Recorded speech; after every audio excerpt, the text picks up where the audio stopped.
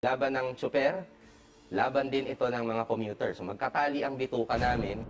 Itong fare hike petition na 10 piso, talagang ano na yan, natulak na siguro sa desperation. Ginagawa tayong mga pulubi ng gobyerno dito sa ayuda na ito. Parang itong barya-baryang limos na ito, ang kapalit ay buhay.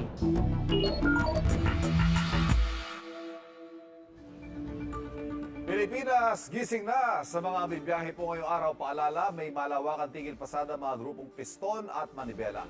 Yan ay para iprotesta pa rin ang mataas sa presyo ng petrolyo at panawagan din nila 10 pisong taas pasahe. Yan ang pag-uusapan natin, lilinawin at hihimayin.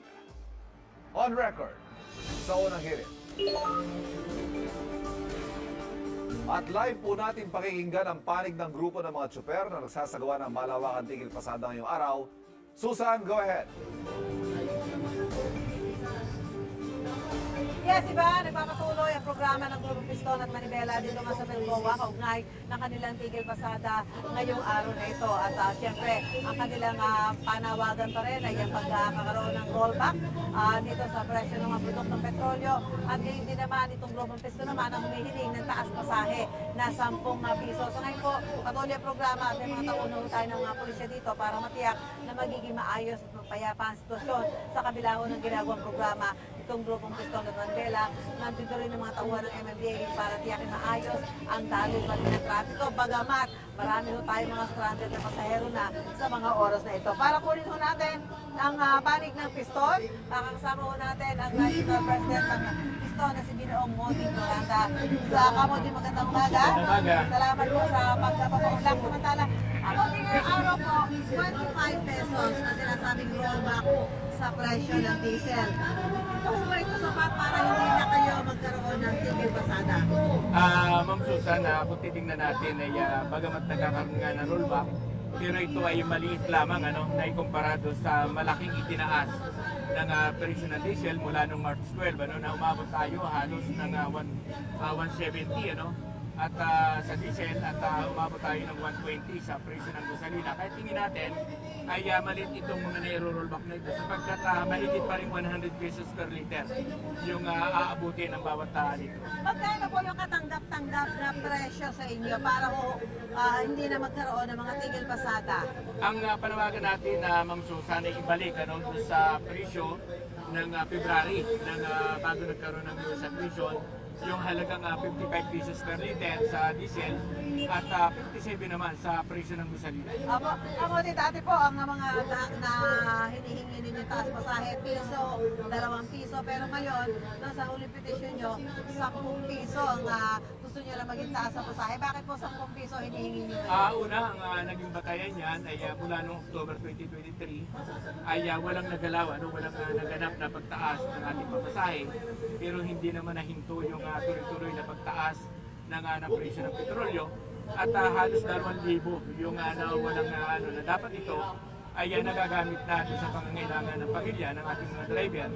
At sa loob ng isang araw, Ma'am Susan, ay kailangan kami ng 6,000 sa crude boundary pa lamang. Wala pa yung kita ng ating mga driver.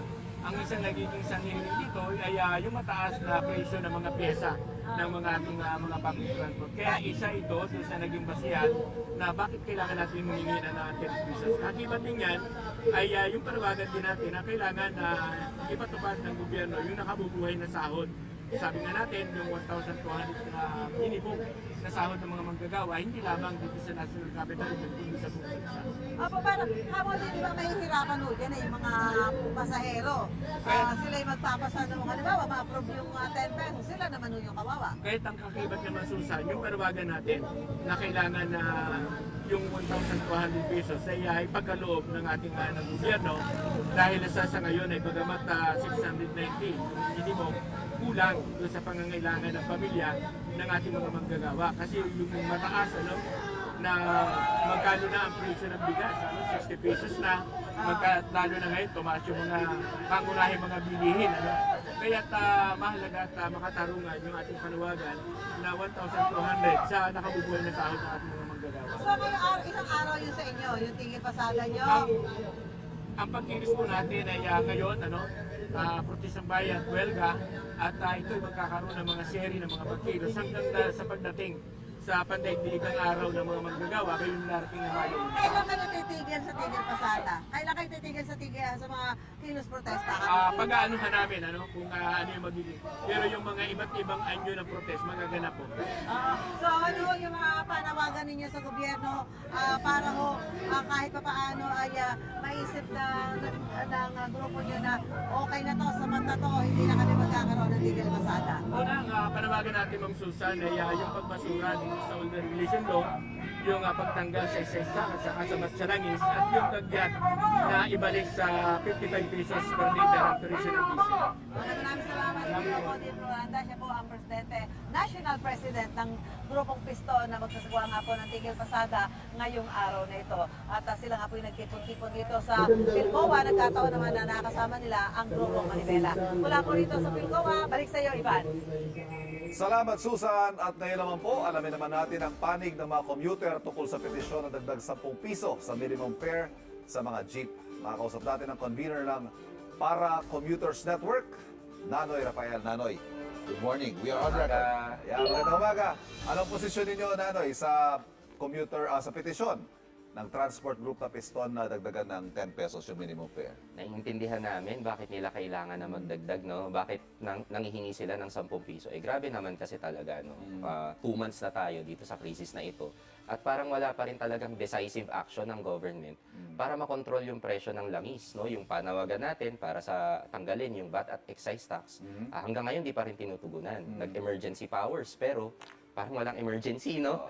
Tapos yung tubo ng mga oil companies, aabot na sa billions per day. Sa pag-aaral natin, no? 1.5 billion pesos a day ang kanilang revenues. No, saang mundo yun nagiging makatwiran, no? Habang crisis. So itong fare hike petition na 10 piso, talagang ano na yan, natulak na siguro sa desperation ng mga tsuper na hindi pinapakinggan ng kanilang mga karaingan. At kami namang mga commuter, no, nauunawaan namin yun. Pero dapat merong parallel sana, no? Sana may wage hike din.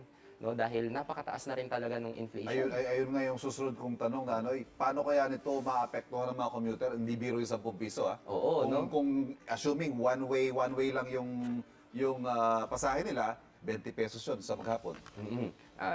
Aaray talaga kami mga commuter. Pero umaaray na rin kasi kami ngayon, no? So isipin natin, yung transport supply talaga natin, bawas na nga before yung crisis, no? 34 million daily passenger capacity, yung nawala dahil sa phase out. Lalo pa ngayon na oil crisis, talagang nahihirapan na kaming sumakay. Punta tayo ng Divisoria, Moraita, Recto ng hapon. Naku, tambak ka mga commuter, may welga o wala. No, dahil na rin talaga hindi na viable para sa mga tsuper na bumiyahe. Pero kung magkakaroon man itong 10 peso na fare increase, dapat talaga sabayan ng gobyerno na panukala na talaga siya ng family living wage na 1,200 pesos sa buong bansa. Yes. No? Hindi Pero pwedeng bago tayo sa pumunta doon sa dagdag sahod, Nanoy, yung pagtaas ba ng pamasahe yung nakikita ninyong paraan para maibsan yung kalbaryo ng mga driver? Ang lagi kasi tinitimbang dyan, lagi sinasabi ng gobyerno, yung inflationary effect ng taas pasahe. Kasunod kasi nito, tulad na nabanggit mo, yan naman kasi logical next step Lalaki ang ilalabas sa pamasahe ng commuter, hihingi siya ng taas sahod. Tama po. Last month pa lang, nananawagan kami ng mga urgent na mga dapat gawin ng gobyerno. Mukhang hindi talaga pinakikinggan o falling on deaf ears talaga. No? Tulad ng sinabi namin, hindi naman yan yung unang step Aabot lang sa paghingi ng taas pasahe dahil hindi inaaksyonan yung iba. Like, tanggalin yung VAT at excise tax no, sa langis. Ang tinanggal sa LPG lang, saka kerosene, ang sinasabi ni Marcos, dahil yun daw yung ginagamit ng karamihan. Pero hindi ba talaga yung karamihan gumagamit talaga ng diesel at gasolina, lalo na sa pag-deliver ng mga pagkain, pag-deliver ng bigas, lahat apektado no, dito sa inflationary din ng mga taxes na ito. At ikalawa, dapat kontrolin talaga yung tubo nitong mga oil companies. No? Hindi reasonable yung 1.5 billion pesos a day na revenue. Hindi naman namin hinihiling na talagang wala na silang kitain. Ang sinasabi lang namin, control naman yung greed nitong Petronshell. Pero may windfall naman daw kasi gobyerno dyan Yung collection sa VAT and excise taxes, dahil dyan sa pagtaas ng presyo ng petrolyo, ito naman daw yung ginagamit for targeted subsidies para Ay. mabigyan daw ng suporta lahat ng sektor bilang transportasyon. Mas malaki ang magiging ganansya kung tatanggalin na yung buwis, no? Isipin naman natin, parang ginagawa tayong mga pulubi ng gobyerno dito sa ayuda na ito. 5,000 pesos, ano ba ang aabutin yan sa ordinaryong tsuper? Tapos nawawalan pa sila ng dignidad at parang itong barya-baryang limos na ito, ang kapalit ay buhay. May namatay na rider noong isang araw, no, dahil dito sa pagpila, dito sa ayudang ito. No? So, hindi talaga yan yung solusyon. It's a band-aid solution na parang papogi ng gobyerno. Nanay, bukod dun sa subsidy, may mga diskwento binibigay sa mga tren, 50%. Yung service contracting program, meron daw 20 to 40% na discount din dyan. Hindi ito sapat para sa commuters. Eh, kasi hindi naman niya masusolusyonan talaga yung root cause ng issue. Ang root cause ng issue ngayon ay yung mataas na presyo ng krudo. No? Yun yung dapat talaga nating solusyonan. No? Itong net service contracting, for example, tingin namin talaga dyan, it's a technocratic solution na wala naman talagang ambag, no, sa buhay naming mga commuter. Kasi napakaliit ng scope. Tapos hindi rin naman talaga niya masosolusyonan yung problema ng mga tsuper, no? 30 pesos per kilometer.